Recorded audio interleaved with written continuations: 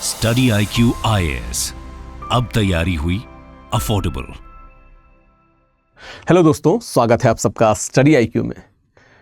दोस्तों, भारत की संस्कृति की अगर बात की जाए, प्राचीन काल से लेके अभी तक ऐसी बहुत सारी चीजें हैं जिनको आज भी भारत में ही नहीं विश्व में भी धरोहर माना जाता है। ऐसे कितने सारे वैल्यूज हैं जो भारत की संस्कृति से संपूर्ण विश्व ने देखा। इस समय में प्रयागराज में महाकुंभ चल रहा है, उस महाकुंभ में भी कितने सारे विदेशी सैलानियों को, देश विदेश से आए लोगों को देखकर आप ये समझ सकते हैं कि हमारी संस्कृति की कुछ वैल्यूज इतनी ज्यादा इमॉर्टल हैं कि अभी भी लोग उनको पाने के लिए मेहनत करते हैं, भारत आते हैं, कुंभ में नहान करते हैं। इसी संस्कृति में कुछ चीजें ऐसी भी जुड़ गई, डायरेक्ट नहीं लेकिन इनडायरेक्टली, जिन पे आजकल बहुत हाय तौबा मची रहती है, बहुत इश्यूज हमको देखने को मिलते हैं। उनमें से ही एक बात है जिसे हम कहते हैं डाउरी या दहेज या जहेज। हालिया अतुल सुभाष का एक ऐसा केस हुआ जहां पे एक बात सामने आई कि क्या डाउरी जैसे जो विधान बनाए गए हैं, डाउरी के कानून जैसे जो विधान बनाए गए हैं, क्या उनका अब मिसयूज भी हो रहा है धड़ल्ले से। आज हम सभी एस्पेक्ट्स पे बात करेंगे, एथिकल एस्पेक्ट्स पे बात करेंगे, सोशल एस्पेक्ट्स पे बात करेंगे, जुडिशियल एस्पेक्ट्स पे बात करेंगे और देखेंगे कि जो हमारा यहां पे आप टाइटल देख सकते हैं कि फॉल्स डाउरी केस, क्या स्थिति है भारत में, कहां पे हम थोड़े गलत जा रहे हैं, कहां पे और काम किए जाने की जरूरत है। बहुत बहुत स्वागत है आप सबका। लाइक जरूर कर दीजिएगा, कमेंट में जरूर बताइएगा कि और किन विषयों पे केस स्टडीज आपको चाहिए, हम जरूर लेके आएंगे।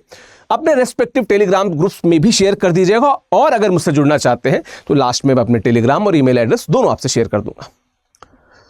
दोस्तों, जो मध्यकालीन भारत था वहां पे दहेज या जहेज बहुत ज्यादा देखने को मिला और आधुनिक भारत के एक बड़े समय तक दहेज एक ऐसा विषय माना जाता था कि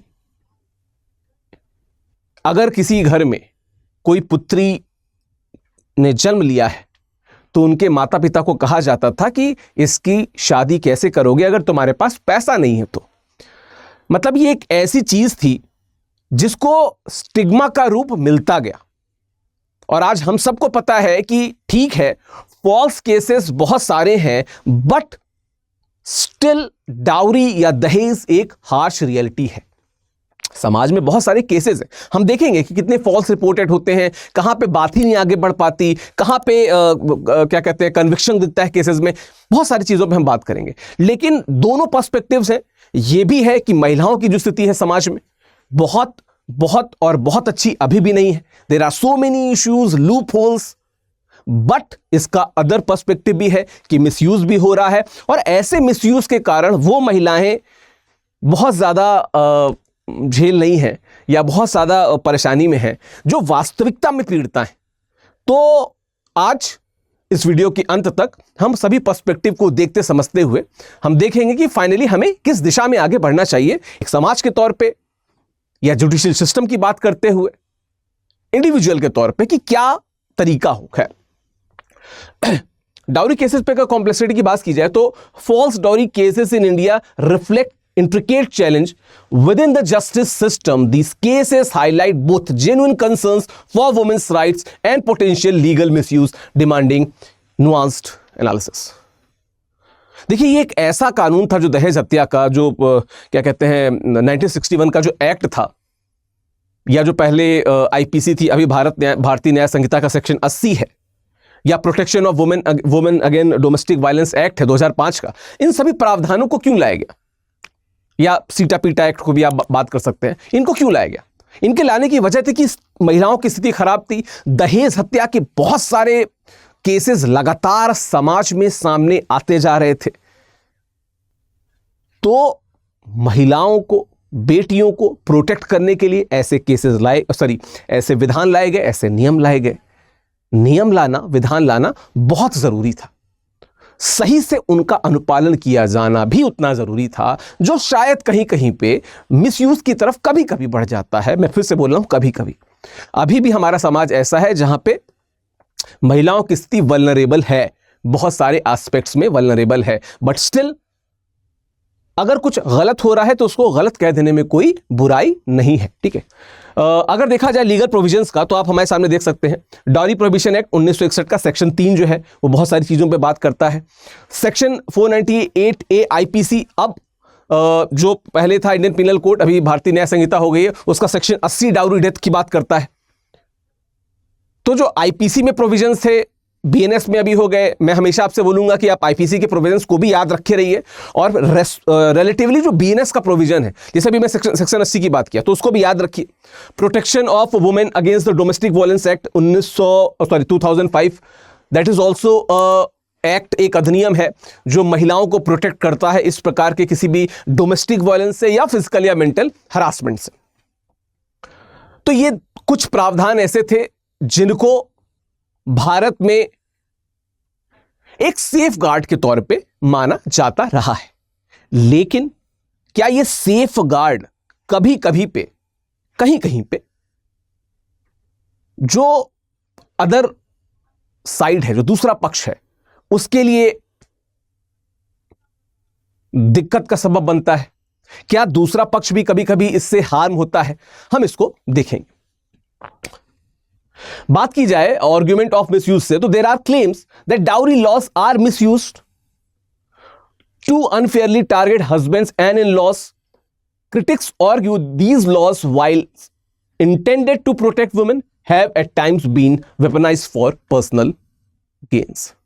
अभी हाल ही में एक वीडियो और सरफेस हुआ, ये भी बेंगलुरु का वीडियो था, जहां पे अतुल सुभाष का वीडियो हमने देखा, हम उसकी बात भी करेंगे, जहां पे एक लड़की जो IIT IIM से पढ़ी हुई है, उसने बताया कि कैसे उनकी जो सिस्टर इन लॉ हैं, जो भाभी हैं, वो 10 दिन तक ही उनके भाई के साथ में रही और उसके बाद उन्होंने पूरे परिवार को कोर्ट में डाउरी केस में ले गई, और उस कारण से न सिर्फ परिवार को सामाजिक शेम होती है उससे गुजरना पड़ा, बल्कि वो जो महिला, जो लड़की थी, उसको भी अपनी जॉब गंवानी पड़ी। इसका मतलब क्या कि चाहे वो अतुल सुभाष का केस हो या ये जो केस हो, इन दोनों केसेस में जो चीज कॉमन है वो क्या, कि कहीं ना कहीं मिसयूज का एक एस्पेक्ट दिख रहा है। और चूंकि इन सभी ये जो जितने भी नियम कानून हैं, यहां पे एक एज है वुमेन को कि अगर उन्होंने केस किया तो जो सामने वाले पार्टी है उनको अभी खुद को निर्दोष साबित करना पड़ेगा। और एट अ टाइम ये बहुत टफ हो जाता है, क्योंकि कई बार लोग रिलेशनशिप में या संबंध में इस तरीके से जाके नहीं जुड़ते कि उन्हें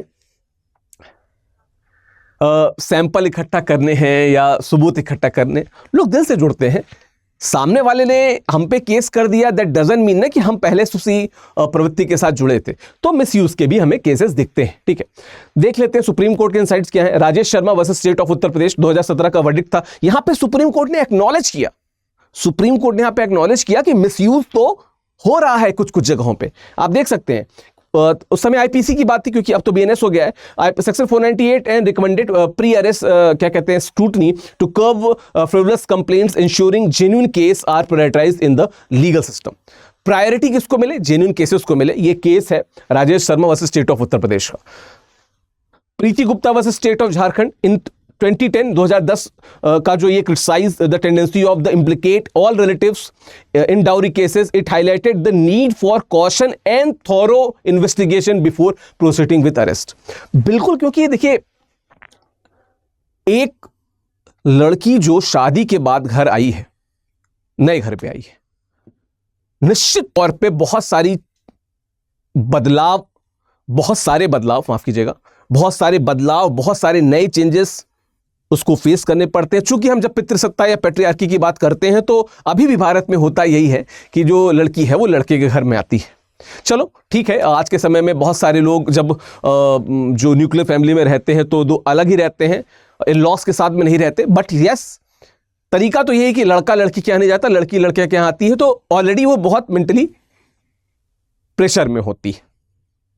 बट जब ऐसे में उसको ताना या उल्हाना दिया जाता है डाउरी का, पैसे का, तो निश्चित तौर पे और ज्यादा बुरा लगता है। बहुत हद दर्जे तक वो ट्रॉमेटाइज हो जाती है। ये रियलिटी है बहुत जगहों की। लेकिन कुछ जगहों पे ऐसा नहीं होता, शायद से इसका डायरेक्शन या मिसयूज वो बढ़ जाता है, डायरेक्शन गलत हो जाता है, मिसयूज उसका हो जाता है, और हमको चाहे वो राजेश शर्मा का केस हो, प्रीति गुप्ता का केस हो, अतुल सुभाष का केस हो, इन सभी जगहों पे हमने देखा कि मिसयूज भी हो रहा है। और ये मिसयूज ऐसा है कि जो लोग एकदम ही इनोसेंट हैं उन पे इसका नेगेटिव असर हो रहा है, या जो बाद में जेन्युइन केसेस आएंगे डाउरी के उन पे भी इसका असर पड़ेगा, इनका भी असर हमको कहीं ना कहीं देखने को मिलेगा। ठीक है, केस स्टडी अतुल सुभाष की अगर देखी जाए तो अतुल सुभाष का case brings the attention to accusations against corrupt practices in legal processes. वहां पे एक जज की बात आई थी जिसने बाकायदा 5 लाख या 10 लाख कुछ पैसा मांगा था अतुल सुभाष से कि चलो हम इसको रफा दफा कर देंगे, तुमको इस डाउरी केस से मुक्त कर देंगे, और ठीक ठाक एलिमनी भी मांगी गई थी वहां पे। ठीक है, he suicide note raise concern about the possible extortion and exploitation within the judiciary. देखिए ये जो केस है अभी सब जुडिश है, तो उस पर हमें कोई निर्णय खुद से बता देने का अधिकार नहीं है, पर जो तथ्य दिखे उनसे ये लगा कि शायद से मिसयूज ही हुआ है। अब कोर्ट निर्णय करेगी, कोर्ट बेटर अथॉरिटी है इस पर निर्णय करने का, लेकिन हम एक पर्सपेक्टिव तो देख ही सकते हैं कि कुछ तो चीज़ें ऐसी गई कि किसी व्यक्ति ने अपनी जान ले ली, तो वो पर्सपेक्टिव तो हमारे सामने है। खैर, अगर आप देखें डाउरी लॉ के जो स्टैटिस्टिक्स हैं तो लगभग 78% केस ऐसे हैं जहां पे आपको एक्विटल दिखता है। ठीक है, और लगभग 22% केसेस है जहां पे कन्विक्शन रेट है जो बहुत लोअर है, मतलब इवन 3/4 से ज्यादा एक्विटल है। दो चीजें, या तो फॉल्स क्लेम है या तो वो क्लेम प्रूव नहीं हो पाते, शायद से सही क्लेम भी हो पर शायद प्रूव नहीं हो पाते, बिकॉज सामने वाला परिवार मजबूत है, उनके पास वकील मजबूत है, उनके पास पैसा ज्यादा है, there are so many things. Lower conviction rate ये बताता है कि भले ही कितने कानून बन जाएं, कन्विक्शन तक बहुत कम पहुंचते हैं, लेकिन इसका यह मतलब नहीं कि अगर कहीं पे फॉल्स क्लेम किया गया है तो जो परिवार है उसको सोसाइटी में शर्मिंदगी नहीं महसूस करनी पड़ती, बिल्कुल होती है। आज भी सोसाइटी में इस तरह की बातें बहुत होती हैं। अगर आप सबर्ब्स में आएंगे, टियर 2 टियर 3 में आएंगे तो इस तरह की बातें बहुत होती। आज भी लोगों की डिनर का और लंच का जो टॉपिक होता है वो होता है क्या उसके घर में क्या हो गया, क्या नहीं हो गया। ये हमारे सोसाइटी का फैब्रिक है। ठीक है, fear of social stigma, of course many dowry related violence cases remain unreported। एक और aspect, due to fear of shame and ostracization. क्या कि अगर आप ऐसे परिवार से बिलोंग करते हो, किसी ऐसे परिवार से बिलोंग करते हो जहां पे प्रेस्टीज की बात की जाती है, इज्जत की बात की जाती है, वहां पे कहीं ना कहीं आपको ये चीज तो समझ में आती है ना, लगती है ना कि यार कहीं हमने इस केस को आगे रेस कर दिया तो कोई हमें या हमारे परिवार पे, इज्जत पे आंच तो नहीं आ जाएगी। बहुत बार सोचा जाता है, ये सिर्फ डाउरी केसेस के साथ नहीं है, रेप केसेस के साथ भी है। शट कर दिया जाता है, बंद कर दिया जाता है, अरे क्या कर रही हो, महिलाओं को तो सहना पड़ता है, करना पड़ता है। ठीक है, ये है, दिखता है, which is not right thing. अगर इशू है, कल को वो लड़की को मार दिया जाए, उससे बेहतर है कि वो लड़की इसको रिपोर्ट करे। बहुत सारी जिंदगियां खराब हो, इससे अच्छा है कि उन जिंदगियों को एक सबक मिले केस के द्वारा, लेकिन फिर वही बात कि ये मिसयूज के डायरेक्शन में ना जाए। ठीक है, अगर आप देखें यहां पे तो विक्टिम परसेप्शन क्या है, societal expectations, victim face judgment based on stereotypes, often needing to appear blameless. Society expects perfect victims, which undermines justice and ignores individual complexities in each case. दूसरा एस्पेक्ट क्या कहता है कि challenges for accused. Those accused often deal with societal bias, presuming guilt. This perception complicates fair trials as public opinion can influence both legal outcomes and personal relationships. होता है कई बार, हमने 2020 के अराउंड जो हमारा कोविड चल रहा था तो हमने एक केस देखा था रिया चक्रवर्ती और उन लोगों का जो लोग कहीं ना कहीं थोड़े से अदर साइड थे सुशांत सिंह राजपूत के। We are really very sorry कि सुशांत सिंह राजपूत जैसे प्रतिभाशाली अभिनेता को हमने खोया, और निश्चित तौर पे अगर उस पर कुछ ऐसा सबूत मिलता है कि कुछ लोगों ने उसको उकसाया तो उनको सजा मिलनी चाहिए। लेकिन फिर जो सोशल मीडिया में ट्रायल होते हैं, जो सोसाइटल ट्रायल होते हैं, जो न्यूज़ चैनल में आजकल ट्रायल होते हैं, ये कहीं ना कहीं वास्तविकता को बहुत मिसलीड कर देते हैं। शायद कोर्ट बाद में रिलीज कर दे, लेकिन वहां से पहले ही समाज में इतनी ज्यादा लानत मलानत हो जाती है कि वो लोग शायद उस कॉन्फिडेंस के साथ कभी दोबारा नहीं जी पाते। अब इसका दूसरा पर्सपेक्टिव भी है। बहुत से लोग सिर्फ जेंडर बायस को देखते हुए सीधे महिलाओं पे आरोप लगा देते हैं कि आप विक्टिम कार्ड खेल रहे हो। जो दूसरा क्या कहते हैं व्यक्ति है, मतलब जो आपका पति है या जो दूसरी पार्टी है, वो सही है, आप अनफेयर यूज कर रहे हो। और कई बार ये सही भी होता है। अतुल सुभाष के केस में परसेप्शन तो खैर यही बना है, जुडिशियल सिस्टम डिसाइड करेगा कि क्या सही है क्या नहीं, पर विक्टिम कार्ड वाला जो सीन है वो भी कहीं ना कहीं हमको देखने को मिलता है। ठीक है, पब्लिक ओपिनियन की बात कर ली जाए तो व्यूज ऑफ मिसयूज क्या है? The public holds diverse opinions on dowry laws. Misuse of course होगा।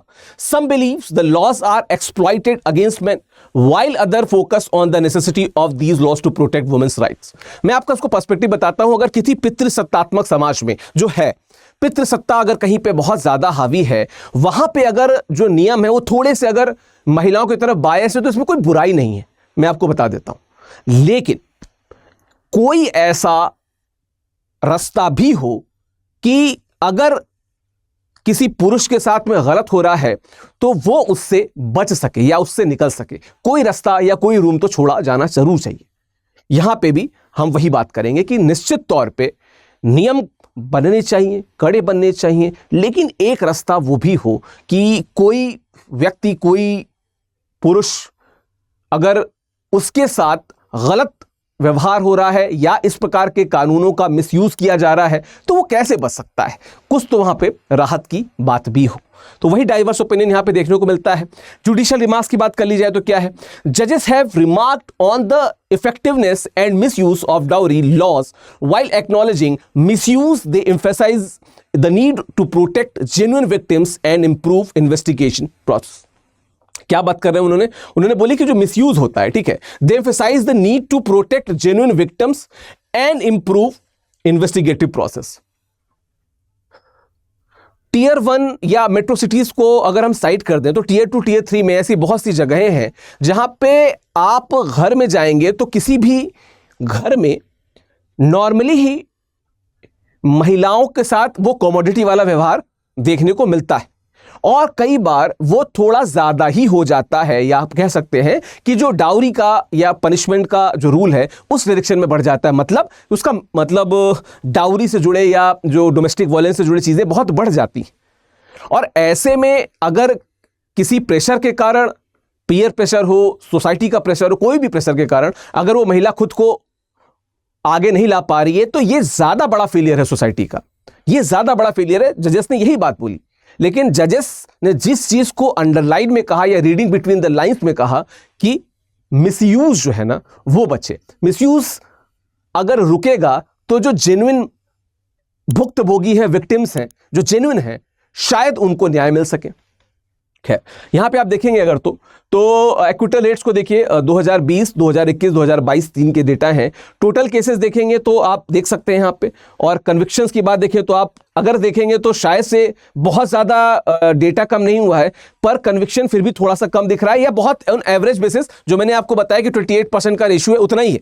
बल्कि यहां पे तो अगर आप 1 लाख के हिसाब देखें तो 22%, यानी कि वही 78% वाला जो मैंने अभी थोड़ी देर पहले डेटा बताया था बिल्कुल वही जा रहा है। तो इसका मतलब क्या है कि एक्विटल्स बहुत सारे हैं, या तो ये वो केसेस हैं जो मिसयूज किए जा रहे थे और जो दूसरी पार्टी थी, जजेस ने देखा कि शायद उनके खिलाफ गलत तरीके से प्रयोग किया जा रहा है तो उनको छूट मिल गई, या यहां पे ये हो रहा है कि जो पार्टी जिसने केस किया वो उतनी मजबूत नहीं थी कि वो प्रूव कर सके कि उसके साथ क्या जुल्म हुए हैं या डाउरी किस हद तक उनसे डिमांड की गई है। तो दोनों ही एस्पेक्ट्स हैं। एक सोसाइटी के तौर पे हम सबको पता है कि दोनों तरीके की चीजें दिखती हैं, हर चीज ब्लैक एंड व्हाइट नहीं होती, कुछ चीजें ग्रे भी होती हैं, यहां पे दिखती हैं हमें। इंपैक्ट ऑन जेंडर रिलेशंस क्या है? Misuse allegations affect the gender dynamics often reinforcing stereotypes. ठीक है, कि वो होता है ना, एक वो मीम बहुत चलता है वुमेन वाला, वो मीम जो है ना यार, वो मीम अपने आप में बहुत ही डेरोगेटरी है, हमें बचना होगा। किसी भी प्रकार का जो जनरलाइजेशन होता है वो हमेशा से, चाहे वो पुरुषों के खिलाफ हो, महिलाओं के खिलाफ हो, किसी धर्म के खिलाफ हो, किसी जाति के खिलाफ हो, किसी देश के खिलाफ हो, हमें थोड़ी रैशनल पब्लिक होने के नाते इस प्रकार के स्टीरियोटाइप से बचना पड़ेगा। स्टीरियोटाइप्स के साथ हमें नहीं जाना होगा। खैर, तो main and women both face scrutiny which complicate honest discourse and equitable legal practice. ठीक है, निश्चित तौर पे ना अगर आप चीजों को ऐसा कर दे रहे हो, ठीक है, कि जो फॉल्स एलिगेशंस हैं वो बार बार दिख रहे हैं, तो नेक्स्ट टाइम ये आपने अगर एक कहानी सुनी होगी बाबा भारती की कि वो भरोसा कर लेते हैं, फिर वो सारी चीजें, वहां पे एक चीज हमें सीख मिलती है कि वो जो शेर आया वाली बात होती है ना, कल को जब वास्तविकता में शेर आ जाएगा तो कोई बिलीव नहीं करेगा। यहां पे भी वही बात है कि चीजों को इस स्तर पे जनरलाइज कर दो कि कोई ऑनेस्ट केस भी आए, कोई रियल केस भी आए, तो लोग उसे भी पहले सोशल लेवल पे फिर जुडिशियल लेवल पे साइड करने लगे। ठीक है, खैर, मेंस विक्टिमहुड क्या है, narrative of the male victimhood क्या, men's right activists emphasize men as victims in false dowry cases, portraying them as unfairly targeted by biased laws. This narrative contrasts with the experiences of genuine female victims. अगर आप इन, अभी थोड़ी देर पहले मैंने इस पे बात की थी कि इन कानूनों को अगर आप देखेंगे तो आपको एक चीज दिखेगी कि हेविली वो झुके हुए हैं महिलाओं की तरफ, जो शायद सही भी था, जो बहुत गलत नहीं था, लेकिन कुछ एक थिन लाइन बीच में आनी चाहिए जो ये डिमार्केट कर सके कि कहां पे ये बाउंड्री खत्म होती है, या कहां पे जो पुरुष हैं जिनको जबरदस्ती फंसाया जा रहा है वो कहां से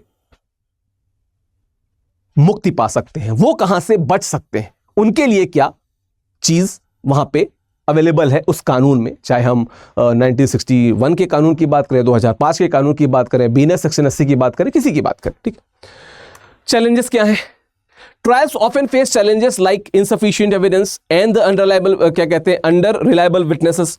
these issues hamper convictions leading to perceptions of misuse and impacting genuine cases. Yes, होते हैं भाई, बहुत सारे लोगों के बहुत सारे मंतव्य होते हैं। There are so many reasons कि वो कई बार फॉल्स चीज़ें भी आके कह देते हैं, उससे भी असर पड़ता है। हमारा संबंध किसी से खराब है, हम उसके खिलाफ आके गवाही दे देते हैं, क्योंकि वहाँ पे जो गवाही होती है हो सकता है उस गवाही के कारण सामने वाली पार्टी को सज़ा हो जाए। तो ऐसी चीज़ें होती हैं, और ये सिर्फ डाउरी केसेस में नहीं होती हैं, बाकी जगह भी होती हैं। ठीक है, क्या है व्यूज़ ऑन फॉल्स एक्यूजेशन? क्या कि feminist argue that fears of false accusation are overstated, कि जो कहा जाता है बार बार कि गलत सजा मिल गई या गलत आरोप लग गए, ये कुछ ज्यादा बोला जा रहा है। असल में इतना होता नहीं, एक आध केसेस के कारण हम सबको जनरलाइज नहीं कर सकते। थोड़ी देर पहले मैं इस पर ही बात कर रहा था। ठीक है, diverting attention from women's rights, in a way ये सही भी है, क्योंकि अभी भी हमको पता है, आप घर में जाइए, आपके लिए त्योहार होता है, होली होता है, दिवाली होता है, आपकी जो घर में माँ काम कर रही है उनके लिए क्या छुट्टी होती है, उनके यहाँ तो हमेशा रहता है ना। और ये तो एक पर्सपेक्टिव है जहां पे उनको आदर सम्मान मिलता है। What about the other perspective जहां पे आदर सम्मान भी नहीं मिलता है? ठीक है, they emphasize the need to focus on structural issues perpetuating gender inequalities. क्या? They emphasize the need to focus on structural issues. जो परिवार का स्ट्रक्चर है, थोड़ा सा उस पर हमको काम करना पड़ेगा, थोड़ा सा जो इन लॉज हैं उनको भी समझना पड़ेगा, थोड़ा सा जो हस्बैंड है उसको भी समझना पड़ेगा, और इसी रो में जो वाइफ है, जो पत्नी है, उनको भी थोड़ा सा बेटर अंडरस्टैंडिंग करनी पड़ेगी। क्योंकि एक बार की हम सोचें कि पूरे समाज को बदल के पितृसत्ता हटा दे तो पॉसिबल नहीं है। ये धीमे धीमे चीजें होंगी, महिलाओं को भी इसकी जिम्मेदारी लेनी होगी और पुरुषों को भी इक्वली साथ देना होगा। ठीक है, बैलेंसिंग क्या कहते हैं प्रोटेक्शन में, क्या कि सेफ गार्डिंग जेन्युइन विक्टिम्स। क्या कि जो जेन्युइन विक्टिम्स है उनको बचाना जिम्मेदारी है, क्योंकि अगर हमने कानून ढीला कर दिया और इस तरह के केसेस बहुत सारे होने लगे, किसके? डाउरी के, तो निश्चित तौर पे ये फेलियर होगा एक सोसाइटी के लिए, एक जुडिशियल सिस्टम के लिए। लेकिन प्रिवेंटिंग मिसयूज, हमें जो उसका मिसयूज है उसको भी बचाने के लिए एक रेखा खींचनी पड़ेगी। There should be a line which can demarcate कि whether the accusation is genuine और नॉट। कुछ चीजें तो ऐसी जुडिशरी को इनोवेशन के द्वारा या किसी अलग देश में जो प्रैक्टिस की जा रही उसके द्वारा सामने लानी पड़ेगी। इसमें थोड़ा सा कहीं ना कहीं काम करना पड़ेगा मिसयूज को देखते हुए। ठीक है, लीगल रिफॉर्म्स की बात की जाए तो क्या है? Reform suggested include improved investigative procedures, pre arrest scrutiny and penalty clauses for false complaints. These are crucial to ensuring balance and justice in the dowry cases. अगर कहीं पे हमको कोई false कंप्लेंट दिखती है, जैसे भी हमने थोड़ी देर पहले दो केसेस 2017 के और 2010 वाले केसेस देखे थे, अगर फॉल्स कंप्लेंट दिखती है तो उसको हम कैसे पेनलाइज कर रहे हैं, इस पे सरकार को थोड़ा सा ज्यादा ध्यान देना पड़ेगा, जुडिशियल सिस्टम को ध्यान देना पड़ेगा, क्योंकि डिटरेंस जो है ना, डिटरेंस से क्रिएट करना पड़ेगा। जैसे हमने वहां क्रिएट किया वैसे यहां पर भी डिटरेंस क्रिएट करना पड़ेगा कि अगर फॉल्स केस आया तो तुमको भी इक्वली या और बुरी सजा मिल सकती है, कुछ ऐसा। बिकॉज आप क्या कर रहे हो, आप क्या कहते हैं, किसी की जिंदगी को या किसी परिवार की जिंदगी को एकदम से आप उसको नकारात्मक दिशा की ओर बढ़ा दो, जहां पे सोसाइटी या जो सोशल मीडिया ट्रायल है उसके द्वारा वो घुट घुट के जी पाएंगे। तो आप किसी की जिंदगी को नरक कर रहे हो तो आपको भी किसी न किसी सजा को भुगतना होगा। तो कुछ ऐसा यहां पे हो, अगर हो सके तो। कंक्लूसिव में हम क्या कह सकते हैं कि false dowry cases illustrate legal complexities and societal biases, addressing these requires balanced laws ensuring protection for victims and preventing exploitation for legal system. देखिए, जब ऋग्वेद की रचना हो रही थी ना, और हम लोग ब्रह्मवादिन्स के बारे में पढ़ते हैं, अपाला, घोषा, लोपामुद्रा, बहुत सी ब्रह्मवादी जिन्होंने वेदों में जो हाइम्स जो मंत्र थे उनकी रचना में अपना योगदान दिया, तो वहां पे हम एक चीज और देखते हैं कि महिलाओं का जो स्तर था या उनको सभा समिति विधत में जो स्थान प्राप्त था वो बहुत मजबूत था। मैं ऋग्वैदिक काल की बात कर रहा हूं। धीमे धीमे चीजें थोड़ी क्या हुई, सामाजिक रूप से गिरती आई, डिटीरेशन जिसे कहते हैं वो धीमे धीमे दिखता गया हमें। और गुप्त काल से लेके लगभग 19वीं शताब्दी तक, जब तक राजा राममोहन जी जैसे लोग नहीं आए थे, स्थितियां खराब थी।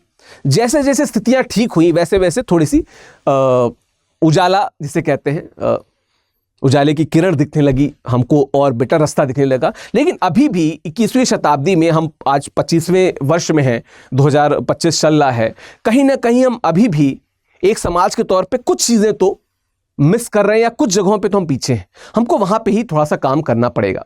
देखिए, जब हम एथिक्स की बात करते हैं तो जो सेकंड उसमें हेडिंग है एटीट्यूड की, जब अभिवृत्ति की बात करते हैं तो हमारी अभिवृत्ति हमारी अपब्रिंगिंग से कैसी बन रही है, या जो वैल्यूज हम अपने परिवार से, समाज से इनहेरिट कर रहे हैं, वो वैल्यूज कैसी है, और उन वैल्यूज को हम कैसे इंपार्ट कर पा रहे हैं सोसाइटी में, इस पे हमें थोड़ा सा काम करना पड़ेगा। जब भी आप पढ़ें इस तरीके की चीजों को, तो आप थोड़ा सा रैशनल होकर भी पढ़ें कि शायद से हो सकता है कि हम सोशल मीडिया या सोसाइटी के दबाव में किस गलत डायरेक्शन में सोच रहे हैं, सही डायरेक्शन में कैसे हम आगे बढ़ सकते हैं। तो ये था एक पर्सपेक्टिव कि मिसयूज भी है लेकिन केसेस भी हैं, जेन्युइन केसेस भी हैं, हम कैसे एक बैलेंस ला सकते हैं, उस पर हमने यहाँ पे बात की। ये मेरा पीछे देख सकते हैं, ये स्कैन करके आप मेरे टेलीग्राम चैनल ऑफिशियल विकास से जुड़ सकते हैं। बाकी मेरी ईमेल आईडी है vikas.singh@studyIQ.com। आप इस पे भी मुझसे जुड़ना चाहें तो आप जुड़ सकते हैं। और बाकी मैं हिंदी लिटरेचर ऑप्शनल सब्जेक्ट भी लेता हूँ यूपीएससी का, तो अगर आप उससे भी जुड़ना चाहें तो studyIQ.com आके आप उससे भी जुड़ सकते हैं। थैंक यू सो मच, आपका दिन शुभ हो। Thank you. Study IQ IAS, अब तैयारी हुई अफोर्डेबल।